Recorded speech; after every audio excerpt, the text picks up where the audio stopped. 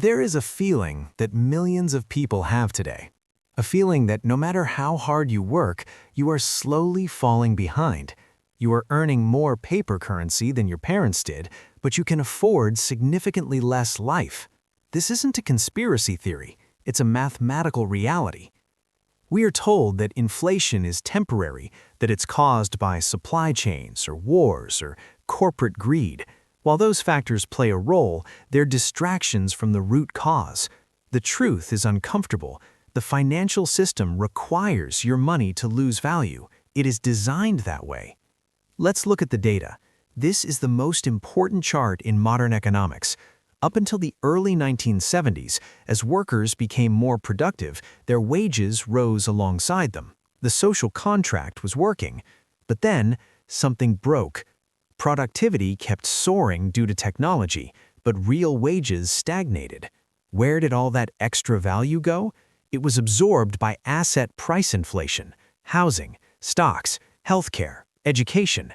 The things you need to survive skyrocketed, while the official inflation numbers, the CPI, claimed everything was fine. Why did this happen? What changed? In 1971, the link between the US dollar and gold was severed completely. Money stopped being a store of value and became a tool of government policy. We entered the age of fiat currency. Fiat is Latin for "let it be done." It is money created by decree. It has no intrinsic value. Its value comes solely from the trust in the state that issues it, and the debt that backs it. To understand why you are getting poorer, you must understand the relationship between money and debt. To understand the trap, we first have to understand the mechanism. Most people have a fundamental misunderstanding of what a bank actually is. You believe that when you deposit $1,000 into your savings account, that money sits in a vault, waiting for you to withdraw it. You think the bank is merely a warehouse for your cash. This is the first lie. In reality, the moment you hand your money to the teller, it ceases to be your property. It becomes the bank's property. What you receive in return is an IOU, a digital promise that they will pay you back later. But here is the critical part. The bank does not keep your money. They are legally allowed to lend out up to 90% or even 100% of it to someone else. This is called Fractional Reserve Banking. Let's say you deposit $1,000. The bank keeps $100 as reserves and lends $900 to a person buying a car. Now you have $1,000 in your account, but the car seller also has $900 in his account. Suddenly, there is $1,900 in the system, created from only $1,000 of real cash. It gets deeper. When you go to a bank to get a mortgage for a house, where does that money come from? Does the bank take it from another depositor? No. The bank simply types numbers into a computer. At the exact moment you sign the loan contract, new money is created out of thin air. It didn't exist seconds before your signature. This means that the majority of money in circulation, about 97% of it, is not printed by the government. It is created by private commercial banks as credit. Every dollar in your wallet is someone else's debt. If everyone in the world paid off their debts tomorrow, almost all money would disappear from the economy. This system works fine as long as the economy grows. But because money is created as debt, it comes with interest attached. We create the principal, the loan amount, but we do not create the money to pay the interest. This creates a mathematical impossibility. There is always more debt in the world than there is money to pay for it. So, if banks create credit, who creates the base money? Who is the conductor of this orchestra? The central bank. In the US, it is the Federal Reserve.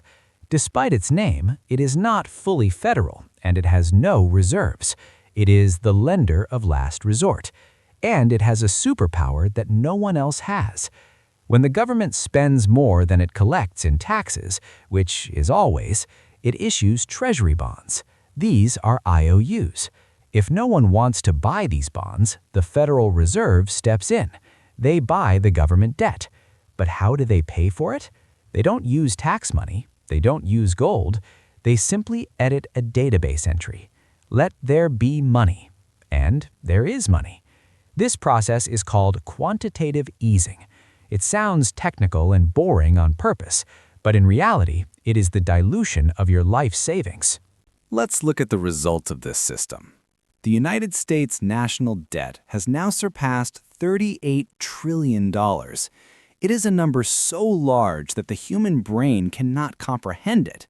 But the scary part is not the size of the debt. It is the speed of its growth. It is exponential. Because the government must pay interest on this debt, and it doesn't have the money, it must borrow more just to pay the interest on the old debt. It is a Ponzi scheme on a global scale. If a private company did this, the executives would go to prison. When the government does it, it's called monetary policy. Many people ask, why don't they just pay it off? They can't. Remember, money is created as debt.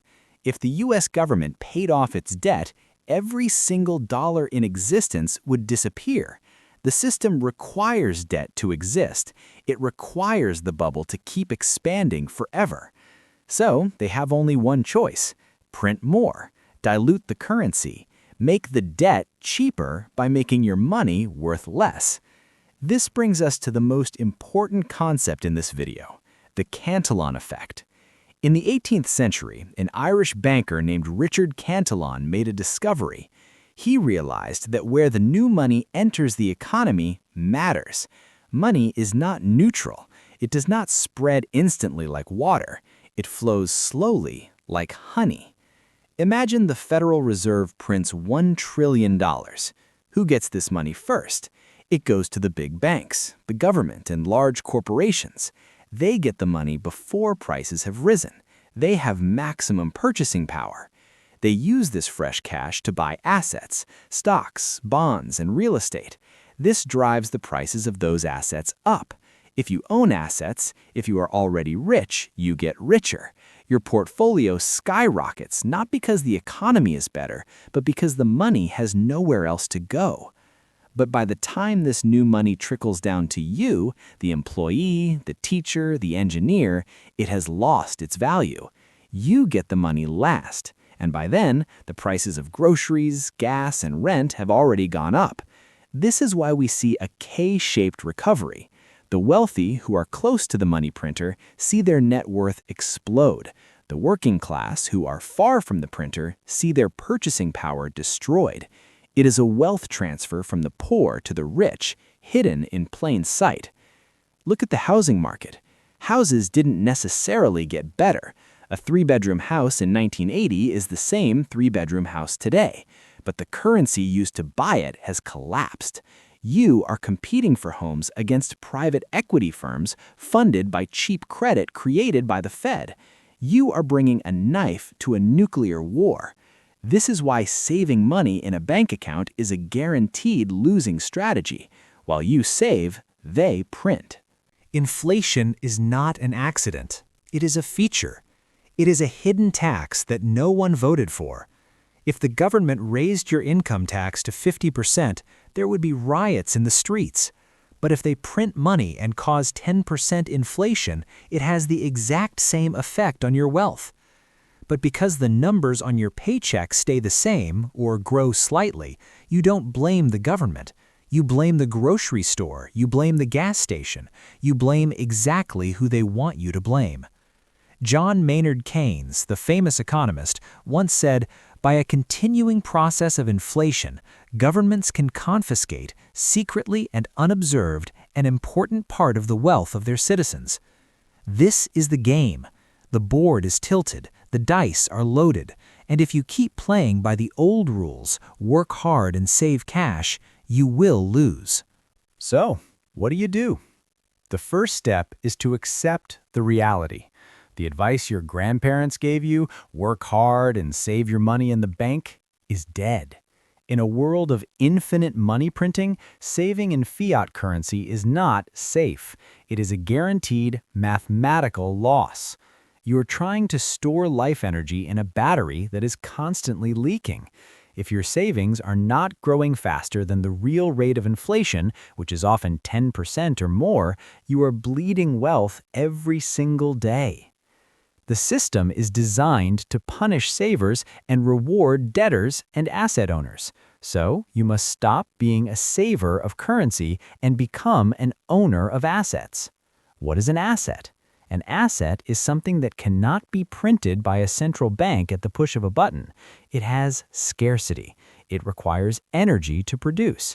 Historically, this has meant things like gold, land, and commodities. When the tide of paper money rises, it lifts all boats. Real estate prices rise not because houses are suddenly better, but because the dollar is worth less. Gold doesn't necessarily go up in value, the currency priced against it goes down. In the digital age, we see the rise of digital scarcity like Bitcoin, a direct reaction to the infinite printing of fiat. Whether you believe in crypto or gold or real estate, the principle is the same.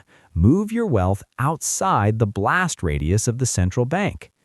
But the most important asset you own is not in your brokerage account. It's in your head, your ability to earn income, to solve problems, to adapt to a changing world.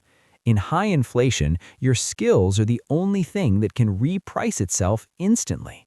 Invest in education, learn a new trade, understand finance. The system relies on your financial illiteracy to keep running. The moment you understand the game, you stop being a victim. The silent crash is happening right now. Your bank balance might look the same numbers-wise, but its purchasing power is evaporating. You can choose to ignore it, keep your head in the sand and hope the government fixes it, or you can accept the mathematical reality, take control of your financial education, and build a lifeboat. The choice is yours. Don't let them steal your future through the hidden tax of inflation. Educate yourself. Own assets. Be prepared. If you want to understand more about how the financial system is rigged, subscribe to the channel. Thanks for watching.